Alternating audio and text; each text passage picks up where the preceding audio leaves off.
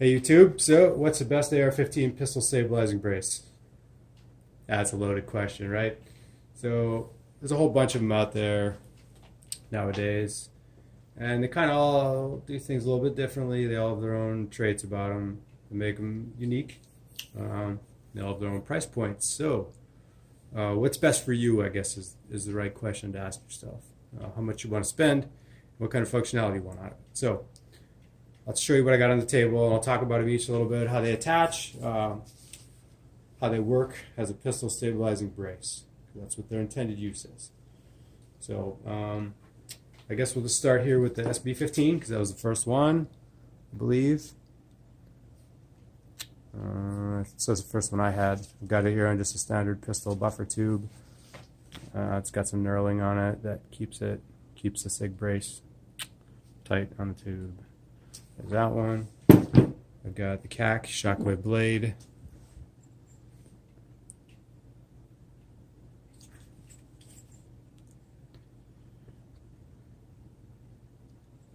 So that's on the CAC's proprietary tube. That's got the little knurled or divot spots on the bottom where this little screw goes in and attaches to them. All right. Here I've got on my CZ Scorpion pistol. We've got the Gearhead Works Tailhook Mod 1, which also works on an AR-15 buffer tube. The special adapter they made for the CZ cheek piece that goes for their folding stock. It goes right in there, bolts in, and then this brace attaches on it just like a buffer tube. So this slides right off that round thing. Slides back on. So works on a normal pistol buffer tube as well. I'm just showing it here because it's on my, I don't want to take it off. And then, last but not least, we've got the Gearhead Works Tailhook Mod 2. Just hit the streets. They're doing a pre-order early November, and jumped on that. It's cool. There we go. All right. Now, what's different about them all? So, first, let's just start at the beginning. So, this was the first one I got, and I think it was the first one out. So, there's its width profile. So it looks like on the back. This is just a friction fit onto your buffer tube. You just got to power it on, slide it on there, and I don't know if you don't have a special pistol buffer tube with the knurling around it, like so. Let's focus. There we go. See the knurling around right there. That's what holds it. It goes all the way back. It's what holds it on there. Friction fit. So a lot of people would, I don't know, you could, if you had a smooth pistol buffer tube, you could use some gunk on there like hairspray or use some kind of tape or whatever to hold it on there so it doesn't slide around, it stays tight. I found it still moved in. It moved in a little bit as I was using it.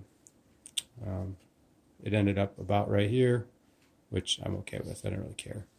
I liked it all the way to the gun anyway, basically. So the way it attaches, it takes a special end plate, which I didn't even look for. I didn't realize I needed it until a minute ago, so I'm not going to look for it. It's basically a standard end plate.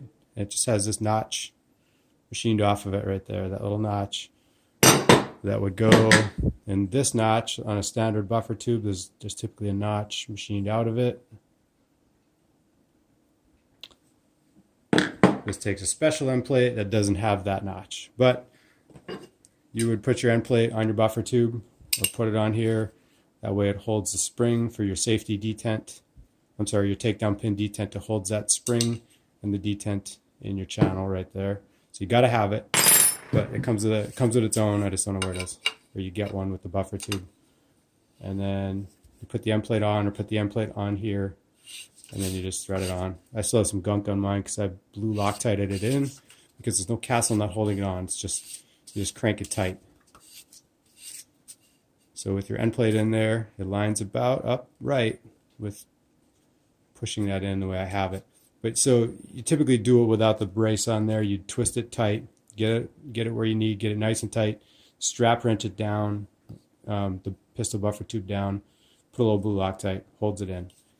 And then from there, then you put on, once it's tight, you slide your SIG brace right on that pistol buffer tube. So that's how it goes on.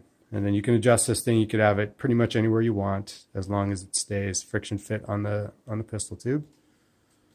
way it works, shooting like a pistol. Undo the Velcro. Open it up. Put your arm in here. In here like that.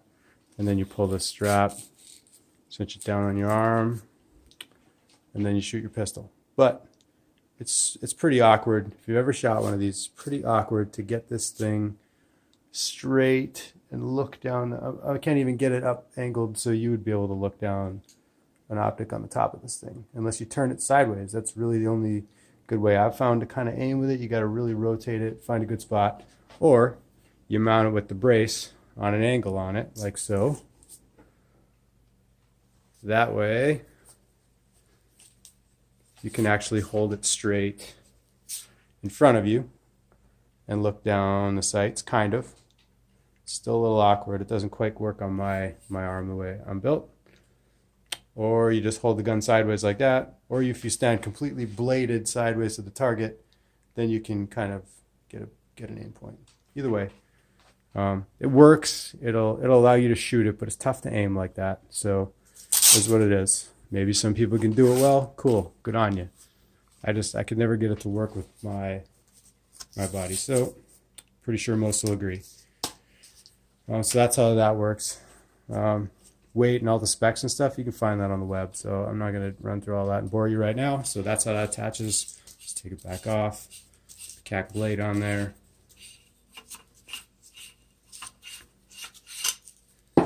So the cack blade with their buffer tube goes on like a standard AR-15. You're going to put your first your castle nut,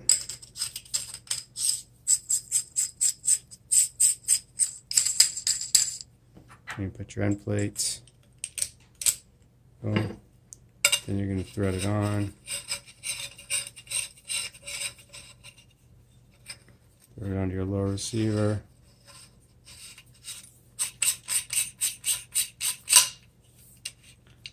Till you get it to the depth you want. Then you close your castle nut down the end plate. Take your AR-15 armor's wrench, crank it tight.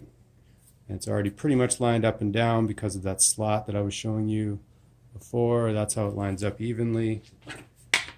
Then you slide this on. And then this screw right there goes up and pushes into one of those detents so you can adjust it wherever you like. So the way this one works when you're shooting is that just goes flat against your arm and kind of helps with side-to-side motion. Now you can kind of do this while you're shooting it. You can do this while you're shooting it, which I found works all right. You could actually make hits and shoot like that. It's not bad. Doable. Or if you just come in here and shoot it like that, it just sits against your arm like so. Works all right. Yeah. And this is probably the cheapest option. It's the most streamlined option for sure. It's super light. And you can adjust it anywhere you want. And the friction fit's it's not a friction fit, so it's not going to move around. It's going to stay where you put it because of that and these detents. So I put some Loctite on mine so it would stay put where it was so this thing wouldn't rattle out. Yep. So that's how that works.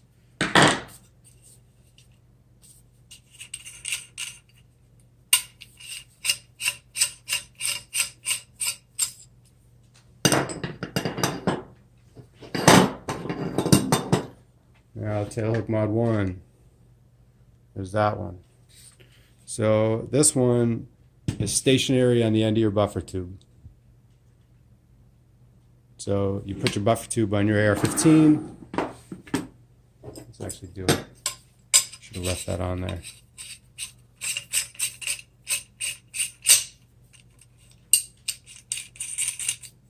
Tighten up your castle nut, wrench it down, and then this thing would attach to the end of your buffer tube, basically like so. It just hooks right on the end, clamps down. These two screws open up. That thing clamps around your buffer tube and holds tight on the end of your buffer tube. So the way this one works is there's a little button right here. Press in, and that lever's open. You put your arm underneath it to shoot. Take this magazine out.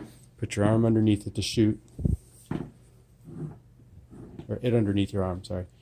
And shoot like that. So basically that just supports the full weight of the firearm like that.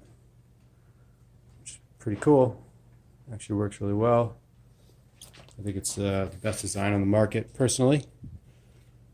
No bias. They're not paying me to do this, unfortunately, or sending me free gear or anything like that. I bought these like anyone else. This one's made out of aluminum. Nice solid construction. Snaps right back in. Which is cool. So that's your Tailhook Mod 1. I think that one was $100. So keep that in mind. Oh yeah, I didn't talk about price. I think this thing's around 30 or so. Maybe you can find it on sale just for this.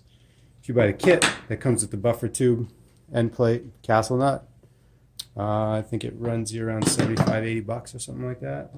Used to be 100. Sig brace, I don't know. I've seen them cheap lately. Not sure what they cost anymore because there's lots of competition on the market now. So I think I paid $149 or $140 or $130 or something for it. I think it was $129 actually, like 5 years ago or something. So, and last but not least, we got the Gearhead Works Tailhook Mod 2. This is the new kit on the block. And this one has feature like that. This one extends out, which is pretty cool. I got another video just dedicated to this thing on my channel. If you're interested, you can get a full review on it. But yeah, this one extends out like that. So you can effectively change the length of it. There's a button right here. Push this button in, open the brace up, just like the Tailhook Mod 1. You put your arm on top of that, grab your grip, and that's how that one works as well. Killer design. I'm just one hand in this little 11.5-inch barreled pistol with all kinds of stuff on there. Easy day. This actually sits under your forearm, rests really well. You can get a good sight picture. You can actually shoot it like that. Yeah, it's a pretty neat design.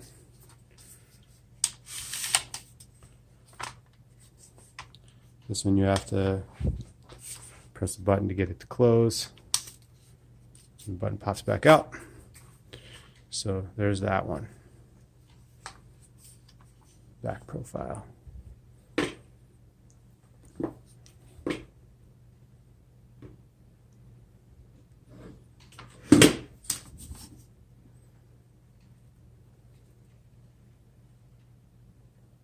It's a little bit taller. The SIG's a little taller.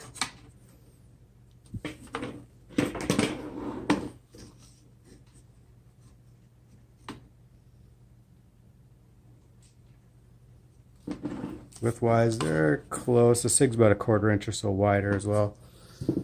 Yeah. So, problem with this one is it's $200 for the kit. And the kit comes with, it actually came with this end plate right here. I think this castle nut. So it comes in end plate, castle nut, buffer tube, and the brace. It was $200 for that. So yeah, that's kind of your basics. So SB Tactical makes a few braces as well. There's a couple Pdw braces. I think Maxim makes one. Maybe they're called Maxim. And they extend just like the Tailhook Mod 2. But they have different a different setup. So the cheek weld isn't going to be a flat surface, cheek weld area on the CQB braces. You're going to have bumpy stuff. Some people don't like it. Some people deal with it because the PDW braces are cool. Believe me, I've always wanted a PDW stock, PDW brace. But I never spent the money because they're expensive, and they just got those cons right out of the box going for them, like the cheek weld. And they also have bars that go next to your safety selectors right here when they're compressed. So I imagine trying to work my safety with those bars right here. And I think it'd be awkward. I mean, it's something you can probably train to. Maybe keeping your arm, you'd have to just hover on the edge of the safety and flick it down instead of being up here and sweeping it off. You'd have to like sit there and kind of catch it. So pros and cons. So those are my thoughts on them, what they're good for, and kind of the differences between them. This one's probably the lightest too. Keep that in mind if you're going for just a supreme light build.